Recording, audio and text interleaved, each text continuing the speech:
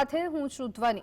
રાજ્યમાં ફરી એક વખત માવઠાની આગાહી કરવામાં આવી છે। પશ્ચિમ રાજસ્થાનમાં ઇન્ડ્યુસ સાયક્લોનિક સર્ક્યુલેશન અને ટ્રફ સક્રિય થતા વરસાદની આગાહી કરવામાં આવી છે। આજે ઉત્તર ગુજરાતના બનાસકાંઠા, સાબરકાંઠા, અરવલ્લીમાં હળવા વરસાદની આગાહી કરવામાં આવી છે। તો બીજી બાજુ વેસ્ટર્ન ડિસ્ટર્બન્સ સર્જાતા તાપમાન ઉંચકાયું છે। મોટાભાગના જિલ્લાઓમાં તાપમાન 1 થી 2 ડિગ્રી વધ્યું છે।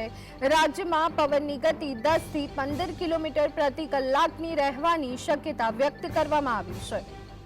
તો મોટાભાગના જિલ્લાઓમાં તાપમાન 1 થી 2 ડિગ્રી વધ્યું છે। તો તેની સાથે જ પવનની જે ગતિ છે એ 10 થી 15 કિલોમીટર પ્રતિ કલાકની રહેવાની શક્યતા હવામાન વિભાગે વ્યક્ત કરી છે।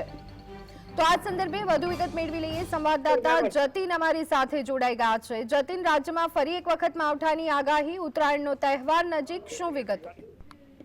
હવામાન વિભાગ દ્વારા ફરી વખત આગાહી કરવામાં આવી છે। રાજ્યમાં ફરી વખત કમોસમી વરસાદ જે છે તે વરસી શકે છે। પશ્ચિમ રાજસ્થાનમાં સાયક્યુલેશન સિસ્ટમ જે છે તે એક્ટિવ થતા વરસાદ જે છે તે વરસી શકે છે। આજે ઉત્તર ગુજરાત, સાબરકાંઠા, અરવલ્લી સહિત અનેક વિસ્તારોમાં વરસાદ જે છે તે થઈ શકે છે।